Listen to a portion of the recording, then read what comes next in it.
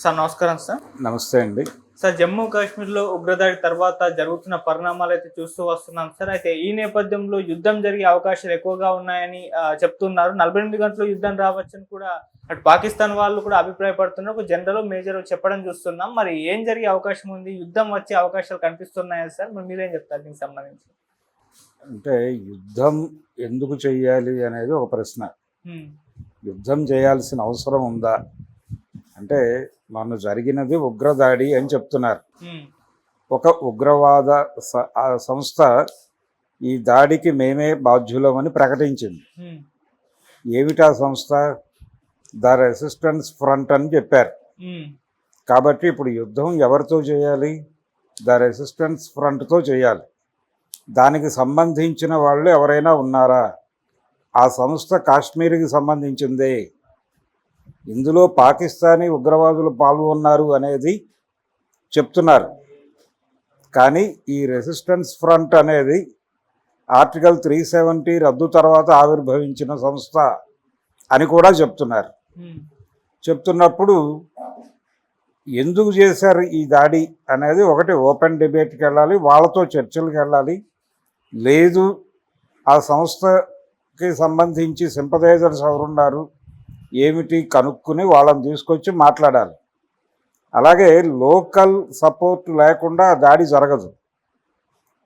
Local support ఎందుకు వచ్చింది అనేది ముందు పరిశీలించాలి. పరిశీలించి ఇదిగో ఈ కారణం చేత, అంటే ఈ కోపం ఉంది ఎక్కడో జనాలకి.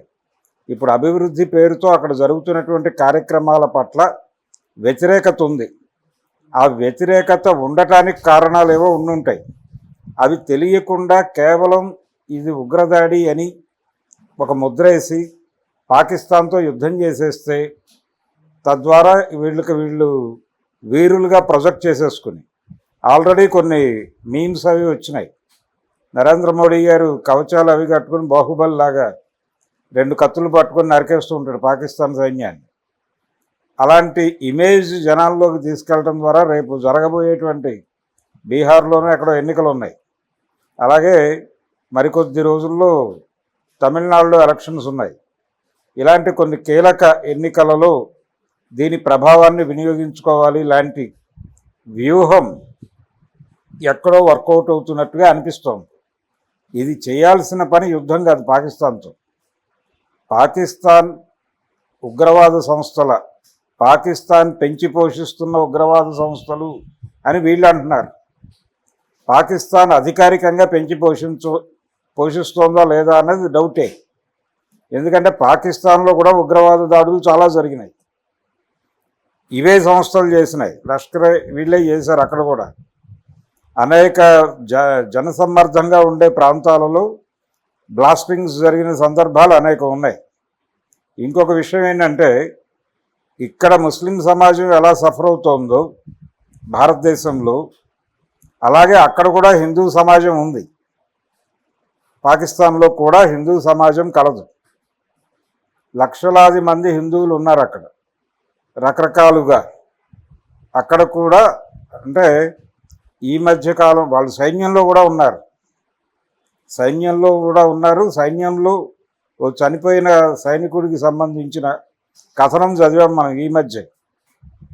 ఒక హిందూ సోల్జర్ ఫ్రమ్ పాకిస్తాన్. కాబట్టి అక్కడ వాళ్ళు దీన్ని అడ్వాంటేజ్గా తీసుకుని భారతదేశ వ్యతిరేకతను ప్రేరేపించడం ద్వారా లబ్ధి పొందాలని వాళ్ళు ట్రై చేస్తున్నారు. వీళ్ళేమో పాకిస్తాన్ వ్యతిరేక బూచిని, పాకిస్తాన్ అనే బూచిని, ఉగ్రవాదం అనే బూచిని, ఫైనల్గా ఇస్లామిక్ టెర్రరిజం అనే బూచిని, ఇస్లాంని ప్రమాదంగా చూపించి బతికేద్దామని ఇక్కడ ట్రై చేస్తున్నారు. అలాగే ఈ దేశంలో ఉన్నటువంటి ఇస్లాం మతస్థులందరినీ పూర్తి స్థాయి కంట్రోల్లోకి తీసుకునే ప్రయత్నం కూడా చేస్తున్నారు.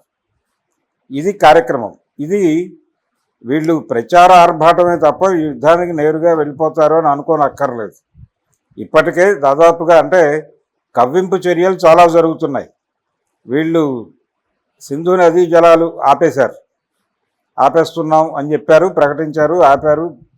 గేట్లు ఎత్తితే పాకిస్తాన్ కొట్టుకుపోతుంది లాంటి ఉగ్రవాదపు స్టేట్మెంట్లు కూడా ఇస్తున్నారు భారత్ నుంచి. సరే అది ఉందా, వెళ్ళిపోయిందా, పాక్ ఆక్రమిత కాశ్మీర్ మేము కంట్రోల్లో తీసుకుంటాం అని కూడా మాట్లాడుతున్నారు. మంచిదే. కాశ్మీర్ ఎవరిది అనే సమస్య అనేక సంవత్సరాలుగా నలుగుతోంది. దాదాపు 100 ఏళ్ల నాటి గొడవ ఇది. ఆయన 1000 ఏళ్ల నాటి గొడవ అన్నాడు, కానీ అమెరికా అధ్యక్షుడు 100 ఏళ్ల నుంచి అయితే సీరియస్గా నలుగుతోంది. అది రాజా హరిసింగ్ తర్వాత అది భారతదేశంలో ఒక రకంగా బలవంతపు విలీనం చేశారు. ఆ రోజున సంస్థానాధీశులు వాళ్ళ ఇష్టం మేరకు ఇండియాతోనూ ఉండొచ్చు, పాకిస్తాన్తోనూ ఉండొచ్చు, మాకే అభ్యంతరాలు లేవని చెప్పారు. చెప్పినప్పుడు పాకిస్తాన్తో ఉండడానికి ఉత్సాహపడినటువంటి ఒక సంస్థానం నిజాం సంస్థానం. నిజానికి నిజాం అనుకున్నట్టుగా పాకిస్తాన్తో గనక ఉండుంటే ఇప్పుడు పాకిస్తాన్లో ఉండేవాళ్ళం మనం. పాకిస్తాన్ భారత నడిబొడ్డులో ఉండేది. కానీ ఈ ప్రమాదాన్ని ఊహించి ఇది ముదురుతుంది అనే ఉద్దేశంతో ఇక్కడ ఆపరేషన్ పోలో అనే పేరుతో పటేల్ గారు సైనిక చర్య జరిపి నిజాంని సరెండర్ చేసుకున్నాడు బలవంతంగా. దాదాపు ఇదే పద్ధతిలో కాశ్మీర్ వాళ్ళు ఆజాదీ కాశ్మీర్ అన్నారు. పాకిస్తాన్తోనూ సంబంధం లేదు మాకు, ఇండియాతోనూ సంబంధం లేదు, మేము వేరే దేశం అన్నారు. అన్నందుకు గాను వాళ్ళ మీద 2 దేశాలు కలిపి అదో ముక్క ఇదో ముక్క ఆక్రమించేసుకున్నారు. ఇది పరిస్థితి, ఒరిజినల్ సీన్. కాబట్టి వాళ్ళ ఆజాదీ కాశ్మీర్ అనేటువంటి కళ నెరవేరలేదు. అది కలగానే ఉంది. తర్వాత కాశ్మీర్ని కూడా కార్పొరేటైజ్ చేయడం కోసం బలవంతంగా శాంతి తీసుకొచ్చారు వీళ్ళు. ఆ శాంతి వికటిస్తోంది. జనాలు ఆ సఫరింగ్లో నుంచి ఇంకొక ఎక్స్టెండ్కి వెళ్తున్నారు, ఇంకొక అతివైపు పెడుతున్నారు. వెళ్లకుండా ప్రజల్ని నిలబెట్టుకోవాల్సిన అవసరం కూడా ప్రభుత్వానికి ఉంది. అక్కడ గ్రౌండ్ మీద నిలబడి చేయాల్సిన పనులు చాలా ఉన్నాయి కాశ్మీర్లో. వీళ్ళు అవన్నీ మానిపడేసి దేశం మొత్తం మీద ఒక యుద్ధోన్మాదాన్ని ప్రేరేపించేటువంటి ప్రయత్నం చేస్తున్నారు. ఇక్కడ జరుగుతోంది, అక్కడ జరుగుతోంది. ఈ ప్రయత్నంలో భాగంగానే 48 గంటల్లో యుద్ధం, 24 గంటల్లో యుద్ధం, ఇంకో గంటలో యుద్ధం లాంటి అనేక ప్రకటనలు వింటాం మనం. ఈ ప్రకటనల మధ్య ఇప్పుడు అంతర్జాతీయ సమాజం జోక్యం చేసుకోవాలనేది వీళ్ళ ఉద్దేశం. ఐక్యరాజ్య సమితి దగ్గర నుంచి మొదలు పెడితే వీళ్ళందరూ ప్రపంచవ్యాప్తంగా వివిధ దేశాల మధ్య సత్సంబంధాలు నెలకొల్పడం కోసం కృషి చేస్తున్న అనేక సంస్థలు వీళ్ళకి ఇప్పుడు వచ్చి మాట్లాడాలి, దీన్ని ఒక పెద్ద ఇష్యూ, దీన్ని ప్రపంచ సమస్యగా మార్చాలనేది ఉద్దేశం. ఆ ప్రయత్నం జరుగుతుంది. ఆ ప్రయత్నంలో భాగంగానే ఈ ప్రకటనలు ఇస్తున్నారు. అందులో భాగంగా ఇప్పుడు ఎవరో వచ్చి మాట్లాడి ఏదో సర్దుబాటు చేయాలి. అమెరికా నా వల్ల కాదని చేతులెత్తేసింది. ప్రస్తుతం పెద్దన్న పాత్ర నిర్వహించడానికి వారు సిద్ధంగా లేరు. ఆ మధ్య చిరంజీవి గారిని ఇండస్ట్రీ పెద్ద అంటే కాదు, నేను ఇండస్ట్రీ మనిషినే తప్ప ఇండస్ట్రీ పెద్దని కాదు అన్నాడు. అలాగా ఇండస్ట్రీ బెడ్ అనే అన్నాడు ఆయన. అలాగే అమెరికా కూడా దాదాపు అలాంటి స్టేట్మెంటే ఇచ్చి తప్పుకుంది సీన్లోంచి. సో ఇప్పుడు ఐక్యరాజ్య సమితి, మరొక సంస్థ, వీళ్ళందరూ కలగజేసుకుని ఏదో ఒకటి మాట్లాడి ఏదో ఒకటి సెటిల్మెంట్ చేయాలన్నది వీళ్ళ ఉద్దేశం. అంతర్జాతీయ స్థాయిలో దీన్ని ఒక ఇష్యూ చేయడం ద్వారా వాళ్ళని క్రైసిస్లో పడేయాలనేది కూడా ఒక వ్యూహం ఉంది నరేంద్ర మోడీ గారికి. ఇది బహుళార్థ సాధకమైన గొడవ. ఇప్పుడు కూడా లోకల్ పీపుల్ ఆవేదన ఏమిటి, వాళ్ళ కోపం ఏమిటి అనేది పట్టించుకునే ప్రయత్నం చేయకుండా బుల్డోజ్ చేయడానికే ప్రయత్నాలు జరుగుతున్నాయి. ఆల్రెడీ లోకల్గా విపరీతంగా సోదాలు జరుగుతున్నాయి. అక్కడ ఉన్నటువంటి లోకల్ పీపుల్ ఇళ్ళన్నీ సోదా చేస్తున్నారు. దాదాపు ఒక 60 పైన ఇళ్ళు తగలబెట్టారు. ఆ ఇళ్లల్లో ఉన్నటువంటి ఫ్యామిలీస్ తాలూకా వాళ్ళు ఉగ్రవాద సంస్థల్లో పనిచేస్తున్నారని, వాళ్ళతో సంబంధాలు ఉన్నాయనేటువంటి నెపంతో కొన్ని ఇళ్ళు దగ్ధం చేశారు. వీళ్ళే పోలీసులు, భద్రతా దళాలే చేసినాయి. ఈ కండిషన్లో అక్కడ లోకల్ పీపుల్లో ఆత్మస్థైర్యాన్ని పెంచడం అనే కార్యక్రమం గాలికి వదిలేసింది ప్రభుత్వం.